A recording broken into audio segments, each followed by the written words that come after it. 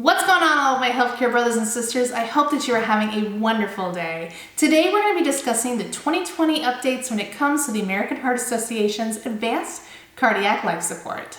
Let's get started. I highly recommend that you review my video on the 2020 updates for the American Heart Association's Basic Life Support Certification prior to watching this video, as we will not be discussing any of those concepts here. So let's begin by looking at the 2020 sinus bradycardia and heart block interventions. We're going to begin with step 1 by assessing appropriateness of clinical condition. Typically, bradyarrhythmias are going to be less than 50 beats per minute. We're then going to begin by identifying and treating underlying causes. We can maintain the patient's airway and assist with breathing if it's necessary. We can provide oxygenation if the person is experiencing hypoxemia. We're going to do cardiac monitoring to identify the rhythm, and we're going to monitor blood pressure and oximetry. We're going to get that IV access, perform a 12-lead ECG. We don't want to delay therapy if a 12-lead is not available though. Very important to note. And we want to consider possible hypoxic and toxicologic causes. Next, if we have persistent bradyarrhythmias, we have to start looking at our patient's hemodynamics. Are they hypotensive? Are they acutely altered in regards to their cognition? Signs of shock. Is there ischemic chest discomfort? And is there acute heart failure? If there's not, then we're going to continue to monitor and observe the patient. However, if they are hemodynamically unstable, then we're going to begin by providing atropine. If atropine is not effective, then we're going to do transcutaneous pacing and/or dopamine infusion or epinephrine infusions. We also might want to consider expert consultations as well as transvenous pacing if necessary. So next we're going to take a look at all of our rhythms and potential treatments for bradyarrhythmias and heart blocks. So we begin with sinus bradycardia. It's going to be a rate of less than 60 beats per minute. The rhythm is going to be regular. It's going to be initiated at that sinoatrial node. P waves are going to be normal and upright. PR intervals will lengthen due to that decrease in rate. And the QRS interval will be less than 0.21 seconds. This can be normal in well-conditioned individuals such as athletes. Now we move on to our blocks. So we have a first-degree heart block rhythm. The rate is dependent on the underlying rhythm, either being a sinus rhythm or sinus bradycardia. It should be regular, and the P waves are also regular preceding each QRS complex. The thing that makes a first-degree heart block what it is the PR interval is going to be greater than 0.2 seconds, and the QRS interval will always be less than 0.12 seconds. So the definition of a first-degree heart block is it's most common and caused by an increased delay at the level of the AV node, causing that prolongation rather than it being a true block. So next, let's take a look at our second-degree heart block type 1. The rate, again, is going to be dependent on what that underlying rhythm is, but the rhythm this time is going to be irregular. P waves will be normal and upright, but the PR interval is going to lengthen progressively until we eventually have a QRS drop. The QRS intervals, when they are present, are going to be less than 0.12 seconds.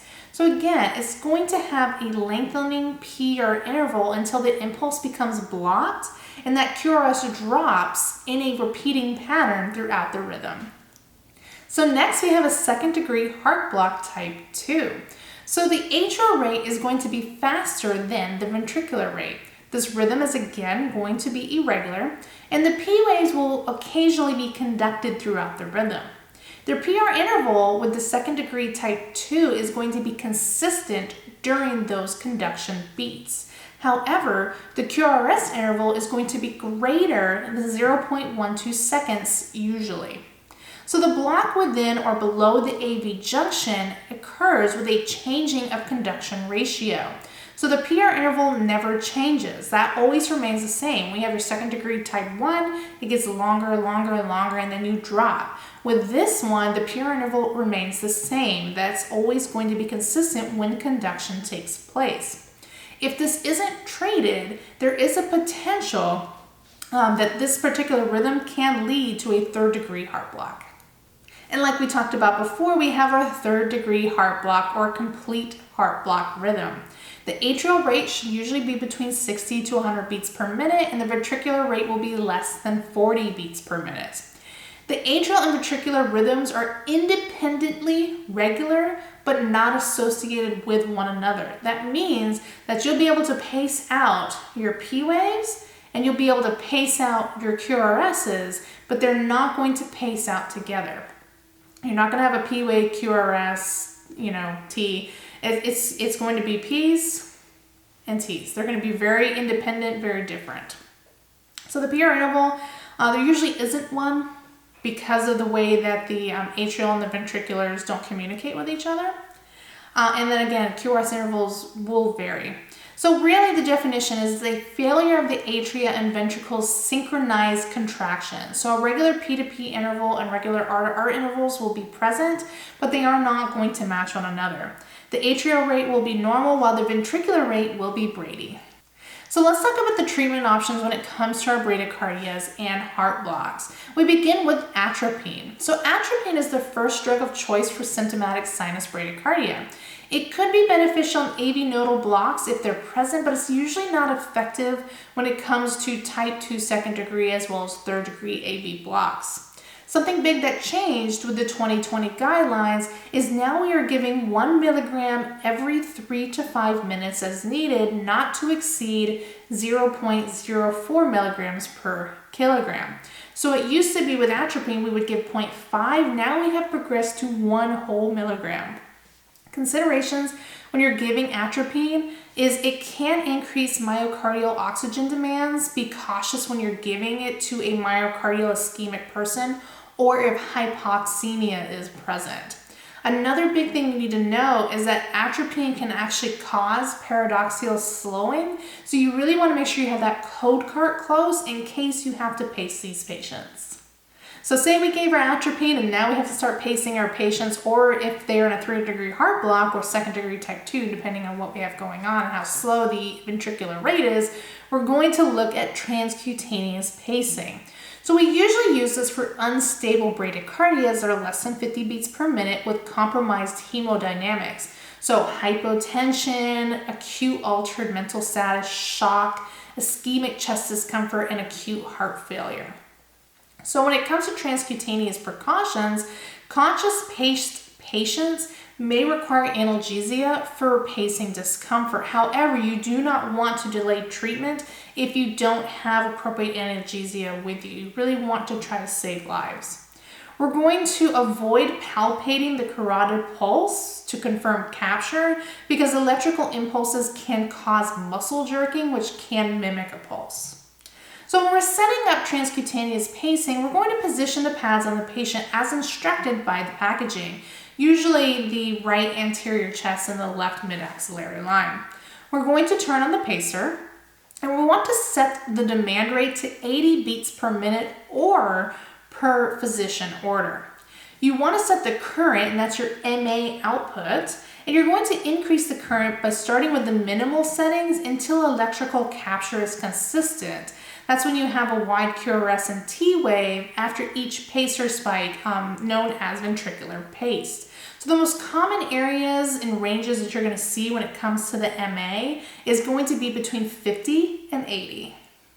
So next, let's look at dopamine. So dopamine is the second drug of choice for symptomatic sinus bradycardia, and it's used for hypotension with a systolic less than 100 millimeters of mercury, with signs and symptoms of shock. And it's important, really important you need to know is we never give this medication IV push. It's always provided via IV infusion.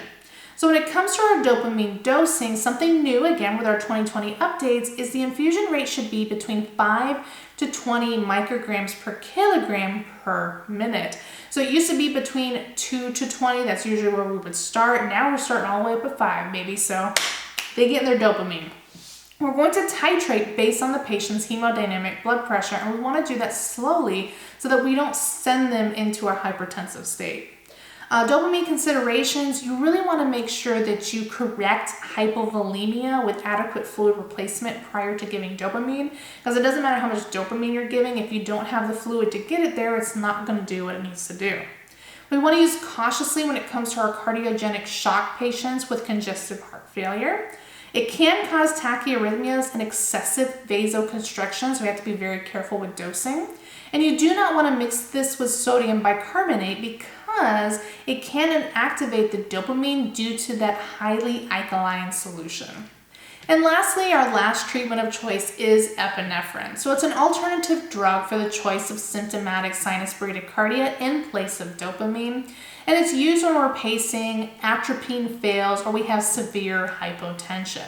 So when it comes to epinephrine dosing, the infusion rate should be between 2 to 10 micrograms per minute for the infusion. And again, we're going to titrate based on the patient's hemodynamics, aka the blood pressure, fairly slowly because we don't want to send them into the hypertensive state.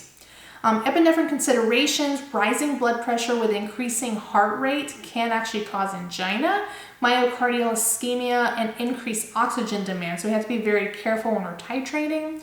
High doses do not improve survival rates, and it can actually contribute to post-resuscitation myocardial dysfunction with poor neurological outcomes. So we have to be very cautious with these medications.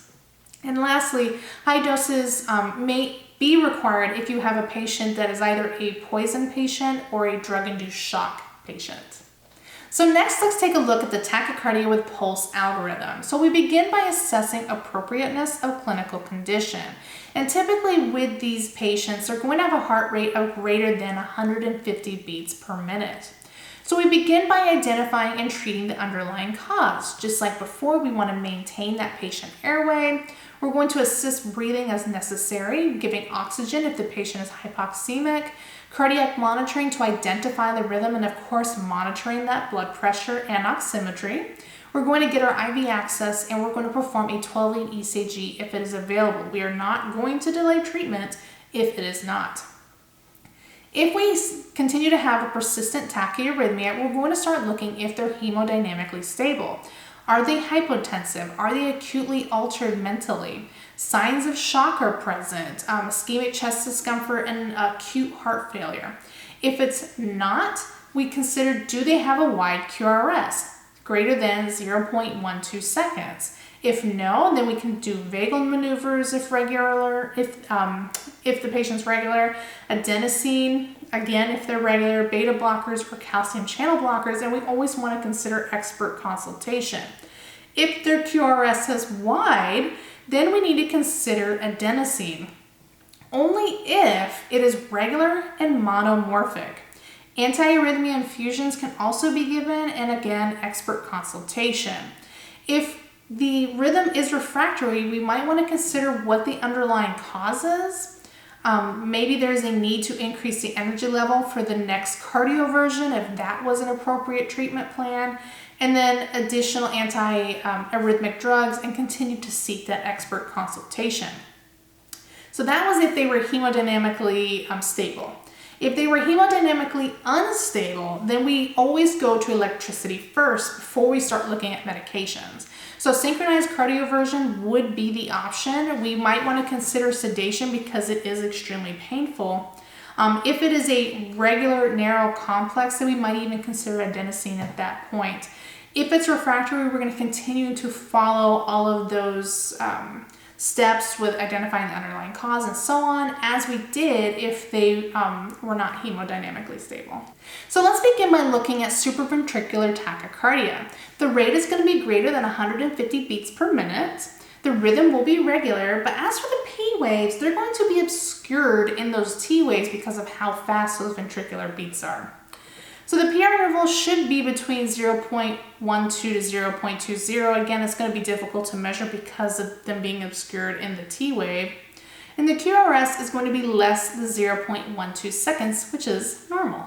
So as we talked about before when we were reviewing the algorithm, supraventricular tachycardia, one of the options is vagal maneuvers. It's really the first line treatment tool when it comes to hemodynamically stable tachycardias. So with vagal maneuver techniques, the patient can do coughing. What coughing does is it creates the same physiological response as bearing down, and it is easily performed. The cough though has to be forceful and sustained. So it has to be forceful and sustained, not this little, no. Make sure that they're doing it correctly. Another option is putting cold stimulus to the face, so packing ice packs on the face or a washcloth soaked in ice cold water for at least 10 seconds can also create that same physiological response as being submerged in cold water. That's something that we call like the diver's reflex.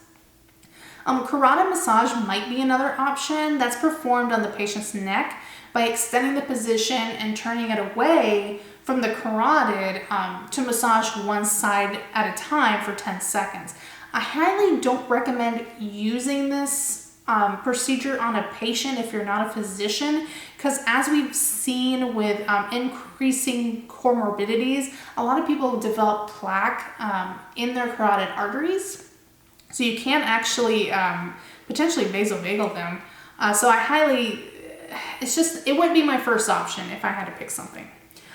Gagging, again, probably wouldn't be my first option, but it stimulates the vagus nerve by placing a tongue depressant in the back of the patient's mouth. It can also simulate the vagal maneuver as well. And then lastly, bearing down. You can give the person a straw or like an occluded syringe and ask them to blow through it for about 10 to 20 seconds, or you can ask them to bear down like they're having a bowel movement, whatever works for the patient. Let's talk about adenosine. I am in love with this medication. If you haven't seen it, it's really incredible to watch someone's heart stop and then restart again. So when it comes to adenosine, it's the first drug of choice when it comes to stable, narrow complex supraventricular tachycardia. It can be considered for the unstable narrow complex while preparations are being made for cardioversion. Like we talked about before, electricity when somebody is hemodynamically unstable is always first. We don't usually use this if we're trying to convert atrial fibrillation, atrial flutter, or ventricular tachycardia. It's really not effective for those types of heart rhythms. So when it comes to dosing, you want to place the patient in a mild reverse Trendelenburg position. The initial dose you're going to give is going to be 6 milligrams given rapidly over 1 to 3 seconds, followed by normal saline of 20 mLs. And then you want to elevate the extremity because that'll help it get to the heart much quicker. If the patient were to require a second dose, that dose would be 12 milligrams IV push over 1 to 2 minutes if needed. So let's talk about synchronized cardioversion. So it involves delivery of a low energy shock, which is timed or synchronized to be delivered at a specific point in the QRS complex to avoid causing ventricular fibrillation. VFib is bad, we don't want that. So when it comes to synchronized cardioversion procedure, we want to obtain that 12-lead ECG if the patient is stable. If a patient is not stable, we are not going to delay treatment. We're going to prepare proper sedation since cardioversion is painful and have emergency equipment ready in case there's potential complications such as your code card. You want to place the defibrillator pads on the patient and set the monitor to synchronized or sync mode. Sync mode will deliver concurrent energy with the QRS. Defibrillation just delivers. Synchronized cardioversion will actually look at the QRS and deliver it. It will sync it when it delivers it, so that way you don't cause that ventricular fibrillation. You're going to engage the sync mode before each attempt and look for the sync markers above each R wave. So initial recommended voltage doses, if we have a narrow regular such as an SVT, we're going to give between 50 to 100 joules. If we have a narrow irregular, such as like with atrial fibrillation, then we're going to give between 100 and 200 joules for a biphasic machine and 200 joules for a monophasic machine. Wide regular, this is the change in the 2020 American Heart Association ACLS updates, is you want to give between 100 to 360 joules for monomorphic ventricular tachycardia. And lastly, if we have a wide irregular, we're not even considering synchronized cardioversion at that point. We're moving straight for defibrillation. So again, with this procedure, we want to clear all personnel from the patient prior to delivering the shock. Once we have confirmed that, we're going to press the charge button, clear the patient, and then press shock. After the shock has been delivered, we're going to reassess that patient's rhythm for any additional shocks that may be needed. There's been some major changes to the 2020 cardiac arrest algorithms when it comes to the American Heart Association evidence-based practices. So you always want to begin by providing CPR, making sure that we're providing oxygen, and attaching the monitor and defibrillation. Let's look at if the rhythm is not shockable. If we have an unshockable rhythm, we're most likely looking at asystole or PEA. Something that's new in our 2020 guidelines is you can see here epinephrine ASAP. That wasn't something that was on there before. What the American Heart Association found was that we weren't providing that epinephrine within that time frame as originally recommended in the 2015 guidelines. So epinephrine has been moved to as soon as possible for non-shockable rhythms so that we can emphasize that early administration after starting CPR. We want to make sure that we give CPR for 2 minutes. At that point, we're getting our IV and our IO access. We've already provided our epinephrine if we haven't, and then we consider advanced airway capnography. If the rhythm still is not shockable, then we continue CPR and we treat for reversible causes, whether that's hypovolemia, hypoxia, hydrogen ions such as acidosis, hyperkalemia, hypothermia, tension pneumothorax, cardiac tamponade, toxins, and then thrombosis of either pulmonary or coronary descent. If our rhythm is still not shockable and there's no signs of spontaneous circulation, then we move on to steps 10 or 11. If we do have ROSC, then we go into that post-cardiac arrest care and we consider appropriateness to continue resuscitation at this point if we've exhausted all of our options. When it comes to our shockable rhythms, we're usually looking at ventricular fibrillation or pulseless ventricular tachycardia. There's always a recommendation that we give a shock as soon as it is advised, and then immediately after that shock, we provide CPR for 2 minutes. We want to make sure that we're getting our IV-IO access, we're providing that epinephrine, we're getting that advanced airway, and we're connecting them to capnography to make sure that our chest compressions are effective. Again, CPR every 2 minutes, providing shocks if it's shockable, and for medications, if needed outside of the epinephrine, we can always give amiodarone or lidocaine and start treating those reversible causes. So again, updates to the cardiac arrest algorithm, epinephrine 1 milligram every 3 to 5 minutes or every 4 minutes if we're looking at a mid-range. We talked about moving that epinephrine to as quickly as possible when it comes to our non-shockable rhythms. Amiodarone and lidocaine are now equivalent treatments. It used to be that you had to use one over the other. Now either may be used. They added a step to consider appropriateness for continued resuscitation, like we talked about in BLS. At what point do we stop cardiopulmonary resuscitation? Maternal cardiac arrest algorithms have also been added for inpatients. Ventricular assist devices, such as left or right ventricular assist devices, have also been added to the algorithm. And then recommendation for waveform capnography, because that usually lets us know how effective our chest compressions are and how effective our rescue breaths are. So let's begin by looking at our pulseless ventricular tachycardia. When it comes to the rate, we're going to be between 100 to 220 beats per minute.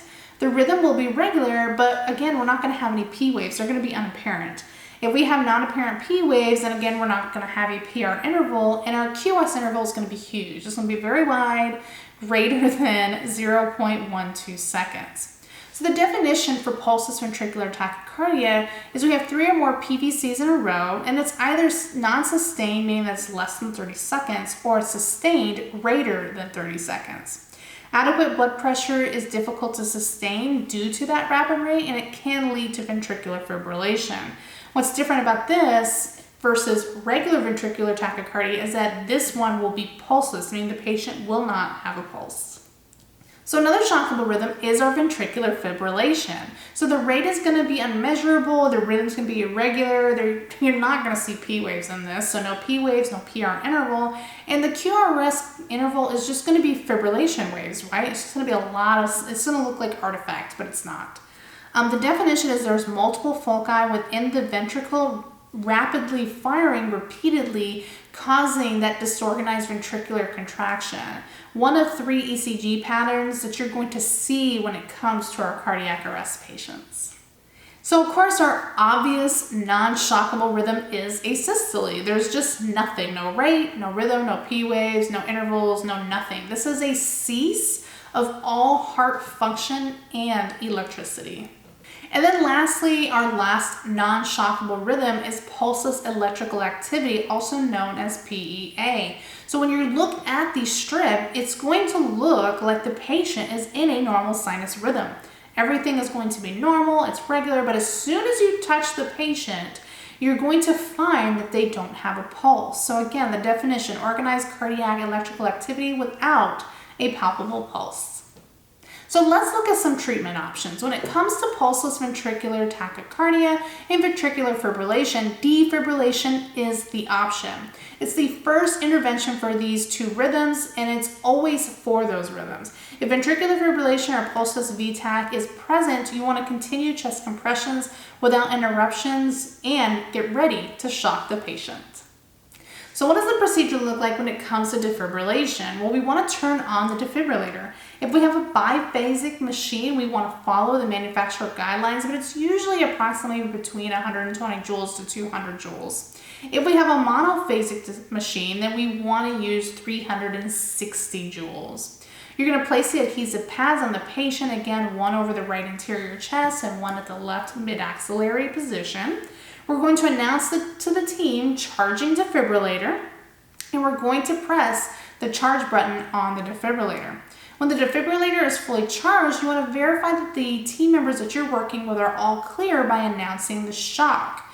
Once the team announces all clear and you have verified by looking that no one is touching the patient or the bed, you want to call all clear. At that point, you're going to press the shock button on the defibrillator. Once that shock has been delivered, we're going to immediately begin resuming CPR for 5 cycles and then reassess the rhythm. So epinephrine was another big change when it came to our cardiac arrest algorithm. Epinephrine is provided for cardiac arrest related to ventricular fibrillation, pulseless ventricular tachycardia, asystole, or that PEA we talked about earlier. When it comes to our IV and IO doses, it's going to be 1 milligram of 10 mLs of 1 to 10,000 solution administered every 3 to 5 minutes during resuscitation. Each dose should be followed by a 20 ml flush, and you want to elevate the arm for 10 to 20 seconds to get it close to the heart. If you by chance have a patient that is an overdose patient on beta blockers or calcium channel blockers, you may have to administer higher doses of epinephrine. 0.12 milligrams per kilogram can be used. Just note that higher doses aren't necessarily efficient when it comes to trying to resuscitate our patients. It can actually cause more damage than good. But when it comes to our overdose patients, a lot of times you have no choice. You're going to have to give higher doses. Amiodarone is another potential option you can use. It can actually cause toxicity in patients, so it's really only used in patients that are having life-threatening arrhythmias when administered with sufficient monitoring, like we talked about before, or ventricular fibrillation and ventricular tachycardias that have been unresponsive to cardioversion, CPR, and a vasopressor. We can consider amiodarone. And it's also for hemodynamically unstable ventricular tachycardias. When it comes to dosing, the maximum amount of dosing that we want to give to patients is 450 milligrams IV over 24 hours. So the first dose is going to be 300 milligrams IV or IO push. And again, we really want to give IV over IO when it comes to our adult patients. That's again something new that came out with the 2020 guidelines. Our second dose is going to be 150 milligrams IV or IO push. And if we have provided both of those doses, we have already met our 450 milligram IV recommendation for 24 hours. So at that point, there would be no further treatment when it came to amiodarone. So let's talk about lidocaine. I personally love lidocaine. I have seen it save lives. Lidocaine is considered immediately after the return of spontaneous circulation from VFib or pulseless VTAC cardiac arrest, and it also is now considered an equal when it comes to amiodarone. So the initial dose for lidocaine is going to be between 1 to 1.5 milligrams per kilogram IV or IO. When it comes to refractory ventricular fibrillation, you can give an additional dose of 0.5 to 0.75 milligrams per kilogram IV push every 5 to 10 minutes. A maximum of 3 doses of this can be given, or a total of 3 milligrams per kilogram.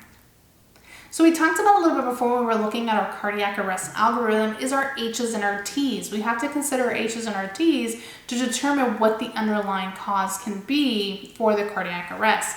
So So again, hypoxia, hypovolemia, hydrogen ion acidosis, hyperkalemia, and hypothermia make up your H's, and your T's are toxins, cardiac tamponade, tension pneumothorax, and thrombosis of either pulmonary or coronary descent. So something new that came out in 2020 was the cardiac arrest in pregnancy in-hospital ACLS algorithm. So with this algorithm, we're going to continue BLS, ACLS, high-quality CPR, defibrillation when indicated, and other ACLS interventions such as epinephrine, and we want to begin assembling the maternal cardiac arrest team. So we want to consider the etiology of the arrest. When it comes to the maternal side, we want to perform airway management, administer 100% oxygenation to avoid that excess ventilation. We want to place an IV above the diaphragm. If receiving IV magnesium, we want to stop and give calcium chloride or gluconate, and continue BLS, ACLS by providing high quality CPR, defibrillation when indicated, and the other ACLS interventions. When we're performing obstetric interventions, we're going to provide continuous lateral uterine displacement. We're going to detach fetal monitors and prepare for perimortem cesarean delivery if that is the outcome.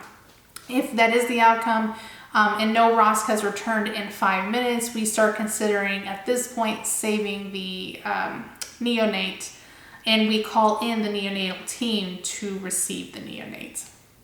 So as we talked about before in the BLS algorithm, there is also an ACLS termination of resuscitation. The following criteria are arrests not being witnessed, there was no bystander CPR performed, no return of spontaneous circulation before transport, and no shock was delivered before transport. If all of this criteria is present, then we can start considering termination of resuscitation. But if any of this criteria is missing, we of course continue resuscitation and we transport the patient. So one of the big key things changed in the chain of survival was that recovery.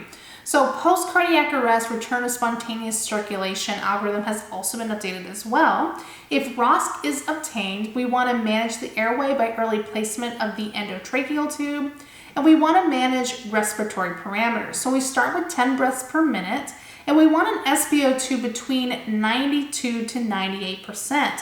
In 2015, we wanted to titrate the oxygen to 94% or greater. Now we have a little bit more leeway. We want it between 92 to 98%. And we also want that PaCO2 within normal between 35 to 45. We're going to manage those hemodynamic parameters by maintaining that systolic blood pressure greater than 90 and that mean arterial pressure greater than 65. We also want to obtain a 12-lead EKG, and we can consider for emergent cardiac intervention if necessary. So if we have a STEMI patient, an unstable cardiogenic shock, or if they need mechanical circulatory support, that's the time we would start considering those interventions. If the patient is awake and is following commands, then we just defer to critical care management. If they are still comatose after the return of ROSC, then we start looking at temperature management, specifically therapeutic temperature management. We obtain a brain CT. We're going to do EEG monitoring to see if there's anything going on up there. And of course, we're going to defer to critical care management. We want to evaluate and treat rapidly any potential reversible causes of the cardiac arrest, and we always want to involve expert consultation for continued management of our ROSC patients. So let's take a look at our acute coronary syndrome patients. So immediate emergency treatment is we want to obtain a 12-lead ECG. We're going to provide oxygen if oxygen is less than 94%. When it comes to aspirin, it's going to be between 160 to 325 milligrams if there's no contraindications present. Pain control with morphine. We have to be careful with morphine because if they have a right ventricular dilation, that can actually make that worse. So we have to just be very careful sometimes when we're giving morphine. And also nitroglycerin sublingual and spray. And again, it's contraindicated during right ventricular acute myocardial infarction. And if there's any sexual enhancement medications on board, such as Cialis and Viagra. For our STEMI patients, That's our ST elevation myocardial infarction patients. The door to balloon inflation time, that's your PCI. The goal is 90 minutes, and door to needle fibrinolysis is 30 minutes. Some of the things that are going to be on your test, they're going to talk about ACLS dynamic teams. Again, this is a very dumbed down version of everything that they cover with dynamic teams. But it's important to note that if the person is given an assignment outside of their scope of practice or are not knowledgeable, it is that person's responsibility to ask for another role. Make sure that you ask for another assignment and don't reassign yourself, because everybody needs to be in clear communication. And then of course, closed loop communication is key when it comes to cardiopulmonary resuscitation. We want to repeat what the person has called out and advise someone if something else is needed or if the medication has been completed. That way the person who's recording knows exactly what's going on. When it comes to the ACLS stroke guidelines, we're going to give fibrinolytic therapy immediately as long as there's no contraindications noted. And a CT scan with no contrast is going to be needed immediately upon the patient's arrival.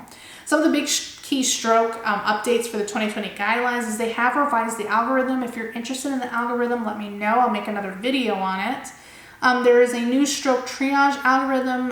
They also focus on large vessel occlusions for all healthcare providers. Endovascular therapy, the treatment window is up to 24 hours. It was previously up to 6 hours. Both TPA and endovascular therapy can be performed if time criteria and inclusion criteria are met. And we also want to titrate our oxygen saturation to greater than 94%. We're going to finish up this video by talking about megacode and your examination. So you always want to begin with your basic life support CAB guidelines. Then we move on to our ACLS primary survey, which is A, B, C, D, E. A stands for airway, so we want to maintain an airway patency in unconscious patients, use advanced airway if needed, confirm CPR, ventilation, and securement devices in place, and we're going to monitor airway placement with continuous quantitative waveform capnography. It's very important. Next, we move on to breathing. We're going to give supplemental oxygen as needed, 100% oxygen for cardiac arrest patients. We want to titrate that oxygen in our stable patients, and we also want to avoid those excess ventilations. It's also important to note that if there is agonal gas, these aren't normal. So typically, agonal gas usually lead into an impending cardiac arrest. So we might have to start CPR immediately with these agonal gas depending on what's going on.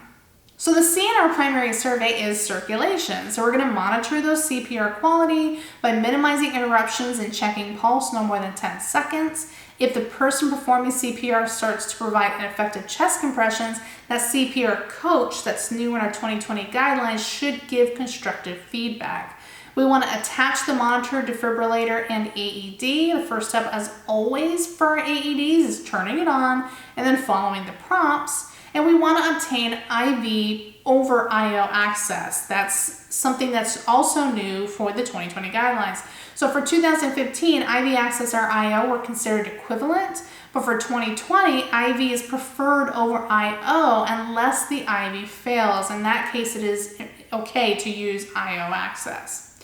We want to provide the appropriate medications and administer IV fluids. We're going to check glucose levels, temperature, and capillary refill, and we want to make sure that that blood pressure has a minimum systolic of 90 millimeters of mercury. The D in our primary survey stands for disability. We're going to check for any neurological function, quickly assess for responsiveness with their level of consciousness as well as pupil dilation. And we want to look at our AVPU, which is alert, verbal stimuli, painful stimuli, and unresponsive. Are they already awake? Do they only respond to verbal stimuli? Do they only respond to painful stimuli, or are they unresponsive? Exposure, we want to remove all of the clothing that we can because we really need to assess for any potential signs of trauma, bleeding, burns, any kind of markings, or medical alert bracelets. And lastly, when it comes to our megacode, you're going to want to perform a secondary assessment survey, which we use the mnemonic SAMPLE. So SAMPLE stands for signs and symptoms. That's our objective information from family or ambulance. Allergies, are they allergic to food, medications, environmental allergies? M, medications. What medications are they taking? Over-the-counter medications, vitamins, supplements, prescribed medications. any medications not prescribed that may have been ingested or used, past medical history, any previous illnesses or hospitalizations, last meal or liquids consumed, what and when was their last meal or fluid intake, and lastly, events. What led up to the current presentation of this patient? I hope this video is helpful for you in understanding the 2020 American Heart Association Guideline Updates for the Advanced Cardiac Life Support Certification. If you have any questions, please feel free to leave them down below. I love answering your questions. Make sure that you're following me on my social media. I'm on Instagram and Facebook. If you're not already, make sure you subscribe to my YouTube channel and turn on the bell notifications so you're always aware when I post new videos. And go ahead and check out my website at www.nursechung.com, where I will have a list of all of the algorithms that you will need to know for the ACLS certification. But until next time, I hope that you're having a wonderful day, and I will talk to you all again soon. Bye!